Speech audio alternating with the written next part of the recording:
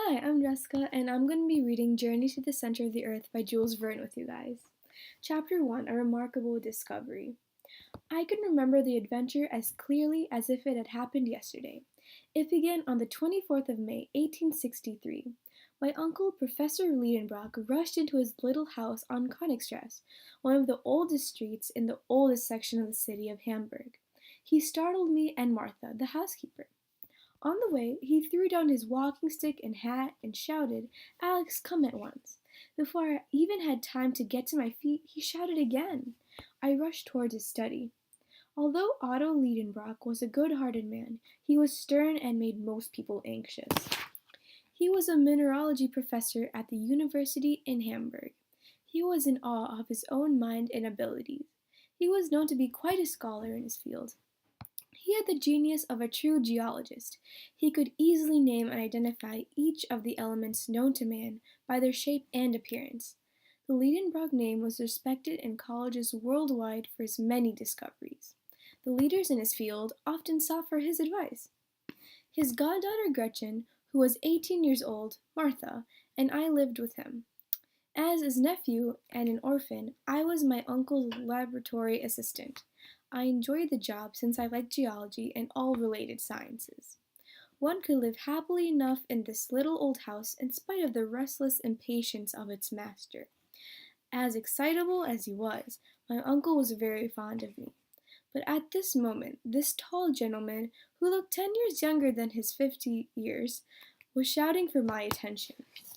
I reminded myself that there was no better way to deal with such impatience than swift obedience, so I rushed into his study at once. The study was like a museum, with every specimen in place and labeled. How often I could recall staying in his study to catalog the samples instead of going out to play with my friends.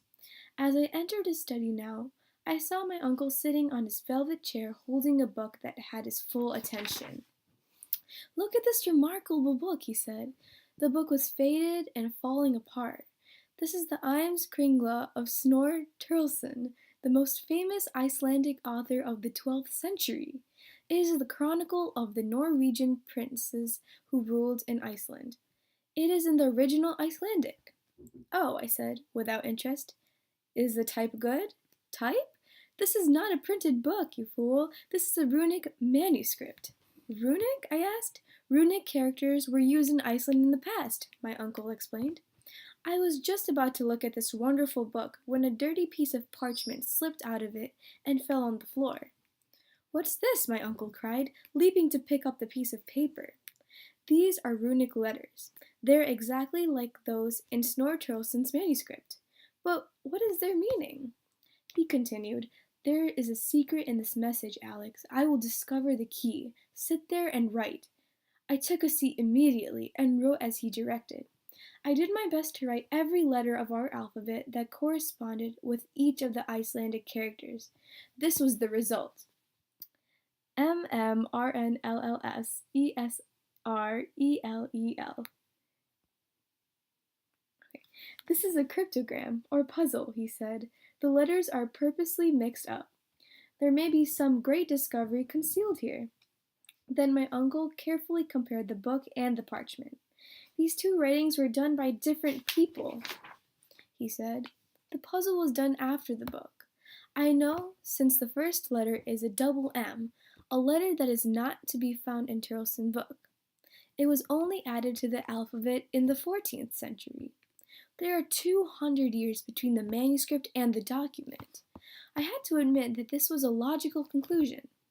I imagine," continued my uncle, "that the owner of this book wrote these mysterious letters. But who was the owner? Can we find his name in the manuscript?" My uncle carefully examined the blank pages of the book.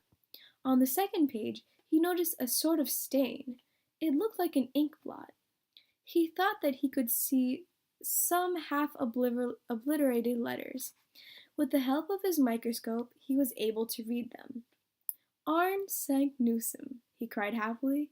"That is the name of another Icelander, a genius of the 16th century, a celebrated alchemist. Perhaps Saknussemm hid news of some surprising invention in the puzzle? It must be so." My uncle's imagination took off at this thought. Neither of us will eat or sleep until I get to the secret of this document. Oh, I sighed at his latest plan. Saknussemm was a very well-informed man, but since he was not writing in his own mother tongue, my uncle continued, he probably used Latin, but it is Latin in disorder. Let's write the words vertically instead of horizontally. This might help us unscramble everything. Yes, I said absent-mindedly. My attention was now on the portrait of Gretchen. I loved her with all my heart, a fact my uncle was not yet aware of. I did as he suggested and wrote the letters, as it says below. Good, said my uncle, without reading them. Now write these words in a horizontal line. I obeyed. This was the result. Excellent, my uncle said, taking the paper out of my hands. This is beginning to look just like an ancient document. The vowels and the consonants are grouped together in equal disorder. There are even capital letters in the middle of words, just as in Saknussemm's parchment. I considered these remarks very clever. Now, said my uncle, I'll read the sentence. I think I've figured out a method for deciphering the code. And my uncle, to his great astonishment, read, I love you well, my own dear Gretchen. What's this? Cried my uncle. Aha, you are in love with Gretchen. Yes, no, I stammered. You love Gretchen, he said dreamily. Well, let us apply the process I have suggested to the document in question. He left the discussion of Gretchen for another time. Applying this formula, he dictated the following, as it says below. That's not it, cried my uncle, pounding his hand on the desk. There's no sense in it. He darted out and down the stairs. He rushed out the door and disappeared down the street. I wanted to tell Gretchen all about that had happened, but I didn't dare leave the house in case my uncle returned and needed me. So I began to catalog a new collection of rocks that we had just received. But this work did not keep me from thinking about that old document. I could not decipher it. I fanned myself with a bit of paper. As I did, I caught sight of the Latin words craterum, terrestre, and others. These hints gave me the first glimpse of the truth. I had discovered the key to the puzzle. I was filled with terror and overwhelmed. Could what I read really have been done? A mortal man was able to penetrate. No, it can't be, I declared. I can't let him read this. I was about to fling into the fire to destroy the secret, but the study door opened, and my uncle appeared. I put the document back on my table just in time. My uncle sat in his armchair, pen in hand, and began to try to solve the puzzle. He worked all night long. When I woke the next morning, that tireless worker was still at his post. I resolved to tell him nothing, because if he knew, nothing on earth could stop him.